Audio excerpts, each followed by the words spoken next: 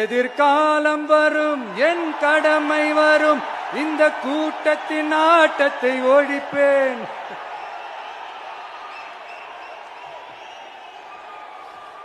மக்கள் அரசியல் என்ற அந்த சவுக்க கையில் எடுக்கலாமா? யாருக்கு எதிரான தானே கேக்குறீங்க? வேற யாரு? மறைமுக உறவுக்காரர்களான பாசிச பாஜகவும் பாய்சன் திமுகவும் தான். ஹாய் ஃப்ரெண்ட்ஸ், நம்ம எல்லாருக்குமே தெரிஞ்சிருக்கும் விஜய் அவர்கள் வந்து மதுரையில் வந்து தன்னோட 2வது கட்சி மாநாடு வந்து நடத்தியிருந்தார். இது வந்து நிறைய பேர் எதிர்பார்ப்புக்கு நடுவுலையும் நிறைய பிரச்சனைகளுக்கு நடுவுலையும் வந்து நடந்தது. இதில் வந்து அவர் குறிப்பிட்டு பேசிய முக்கியமான ஒரு 5 பாயிண்ட்டை பற்றி தான் நம்ம பேச போகிறோம். முதலாவது வந்து என்ன அப்படின்னு பார்த்தீங்கன்னா, 1967 மற்றும் 1977 இந்த டைமில் தான் வந்து பார்த்திங்கன்னா மதுரையில் முதலாக மக்கள் எழுச்சி போராட்டம் வந்து நடைபெற்றது. அதுக்கப்புறம் தான் வந்து நிறைய அரசியல் மாற்றங்கள்லாம் நடந்தது. அதே மாதிரி தான் இப்போ நான் மதுரையிலையும் வந்து மாநாடு போட்டிருக்கேன். இதுக்கு அப்புறம் வந்து 2026க்கு அப்புறம் வந்து நிறைய அரசியல் மாற்றங்கள் வரும் அப்படின்ற மாதிரி சொல்லியிருக்கிறாங்க. இதுக்கப்புறம் 2வது வந்து ஒரு பாயிண்ட் சொல்லியிருக்கிறாரு. என்ன அப்படின்னு பார்த்தீங்கன்னா, பிஜேபி தான் வந்து எங்களோட கொள்கை எதிரி. எதற்காக இப்படி கூறுகிறார் அப்படின்னு என்ன சொல்லியிருக்காரு அப்படின்னா, அவங்க வந்து ஆட்சி பண்ணுறங்கிற பேரில் மக்களிடையே வந்து நிறைய வந்து பிரிவினை வந்து ஏற்படுத்துகிறாங்க. அது மட்டும் இல்லாமல் நிறையா வந்து பிரச்சனைகளையும் உண்டு பண்ணிகிட்டு இருக்கிறதுனால தான் இவங்க வந்து எங்களுக்கான கொள்கை எதிரி அப்படின்ற மாதிரி குறிப்பிட்டிருக்கிறாரு. 3வதாக வந்து என்ன சொல்லியிருக்கிறாரு அப்படின்னா வந்து, அரசியல் எதிரி வந்து எங்களுக்கு டிஎம்கே தான். எதுக்காக இந்த மாதிரி சொல்கிறோம் அப்படின்னா, இவங்க வந்து இத்தனை ஆண்டு காலமாக வந்து அரசியல் நடத்திட்டு இருக்கிறாங்க. ஆனால் வந்து இவ்வளோ நாள் ஆகியும் மக்களுக்கான சரியான கல்வியும் சரி, சரியான தொழில் வாய்ப்பு, இந்த மாதிரி வந்து எந்த ஒரு விஷயமே வந்து கரெக்டாக வந்து எதுவுமே பண்ணலை. இவங்க பண்ணாமல் என்ன பண்ணிகிட்டு இருக்காங்க அப்படின்னா, அவங்க வந்து அரசியலில், அதாவது அவங்க ஆட்சியில் இருக்கிறதுக்கு என்ன பண்ணணும் அப்படிங்கிற மாதிரி வந்து நிறைய கொஸ்டின் வந்து கேட்டிருக்கிறாருங்க. அதையும் வந்து நான் உங்களுக்கு அட்டாச் பண்ணியிருக்கிறேன். நாடக மு.க. ஸ்டாலின் அங்கிளாகவே இருந்தாலும், அங்கிள் உங்களுக்கு மனசாட்சின்னு ஒன்று இருந்துச்சுன்னா நாங்க கேட்கிற கேள்விகளுக்கு மட்டும் கொஞ்சம் பதில் சொல்லுங்க. அங்கிள், நீங்க நடத்துற இந்த ஆட்சியில நேர்மை இருக்கா? நியாயம் இருக்கா? ஊழல் இல்லாம இருக்கா? சட்டம் ஒழுங்கு சரியா இருக்கா? பெண்களுக்கு பாதுகாப்பு இருக்கா? பொதுமக்களுக்கு பாதுகாப்பு இருக்கா? இயற்கை வளங்களுக்கு பாதுகாப்பு இருக்கா? சொல்லுங்க மை டியர் அங்கிள், சொல்லுங்க. டாஸ்மாக்ல மட்டுமே இது வரைக்கும் 1000 கோடிக்கு மேல ஊழல்னு சொல்றாங்க. அதுல மட்டுமா தப்பு நடக்குது? வேற எதுல தான் நடக்கல? உலகத்திலே மிஸ்டர் கிளீன் ரெக்கார்ட்ஸ் எல்லாம் உங்களுக்கும் உங்க கூட இருக்கிறவங்களுக்கும் மட்டும்தான் அங்கிள் கொடுக்கணும். இத பார்த்து வாயே இல்லாத ஊரு கூட வயிறு வலிக்கு சிரிக்குது. பெண்களுக்கு 1000 ரூபாய் கொடுத்துட்டீங்கன்னா போதுமா அங்கிள்? அப்படியே அது மூடி மறைச்சிடலான்னு பாக்குறீங்களா?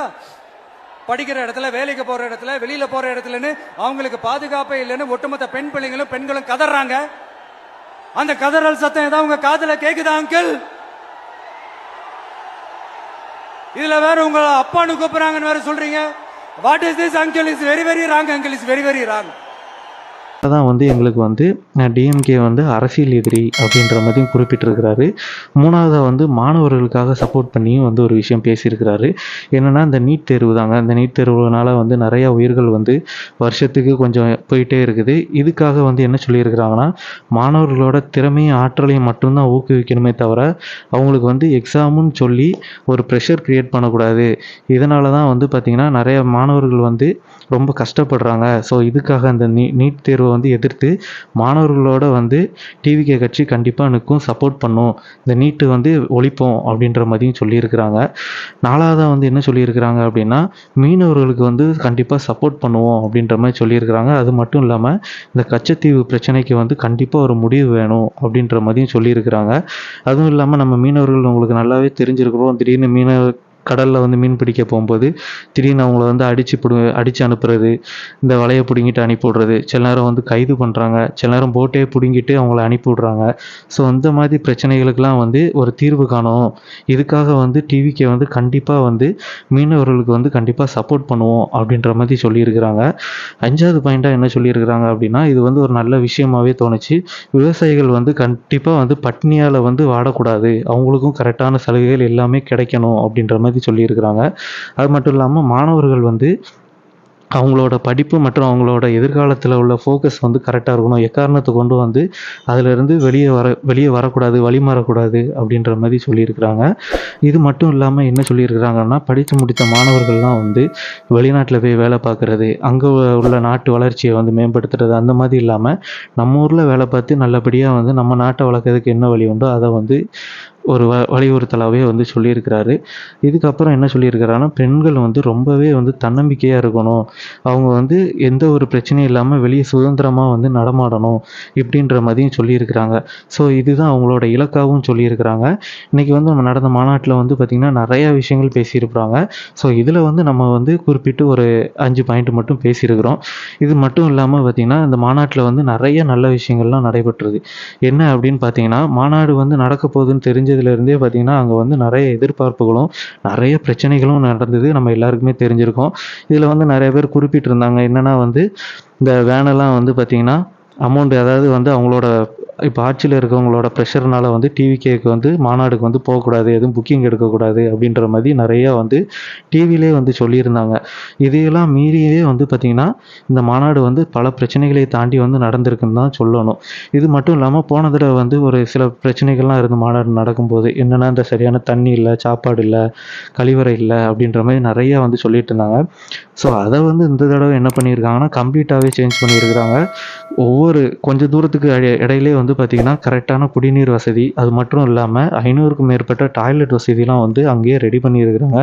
இது மட்டும் இல்லாமல் வர்ற வந்து மக்களுக்கு வந்து எந்த பாதிப்பும் இருக்கக்கூடாது, இன்கேஸ் ஏதாவது ஒரு மெடிக்கல் எமர்ஜென்சினா கூட உடனே சப்போர்ட் பண்ணணும் அப்படின்னு சொல்லி அங்கேயே வந்து மெடிக்கல் எமர்ஜென்சி டீம் எல்லாமே வந்து அரேஞ்ச் பண்ணியிருக்கிறாங்க. இது மட்டும் இல்லாமல் இன்னொரு ஒரு நல்ல விஷயம் என்னென்னா வந்து ஓப்பனாக அனௌன்ஸ் பண்ணியிருந்தாங்க. என்னென்னா வந்து இந்த குழந்தைகள், கர்ப்பிணி பெண்கள் இவங்கெல்லாம் வந்து கண்டிப்பாக மாநாடு வர வேண்டாம், நீங்கள் வீட்டில் உட்காந்தே வந்து பாருங்கள்.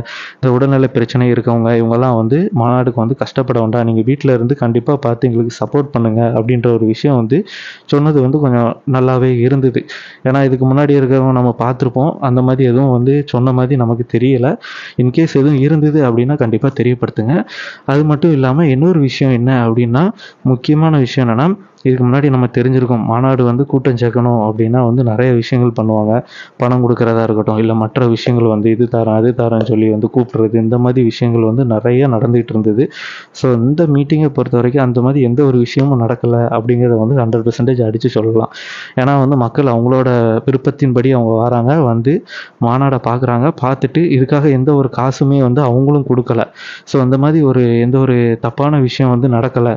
இதுக்கு அடுத்து வர விஷயங்கள், அதாவது இதுக்கு அடுத்து ஆட்சிகள் அமைஞ்சுது அப்படிங்கிற பட்சத்தில் கண்டிப்பாக வந்து பார்த்திங்கன்னா ஊழல் இல்லாமல் நடக்கும் அப்படின்ற மாதிரி ஒரு நம்பிக்கையோடு இருக்குதுங்க.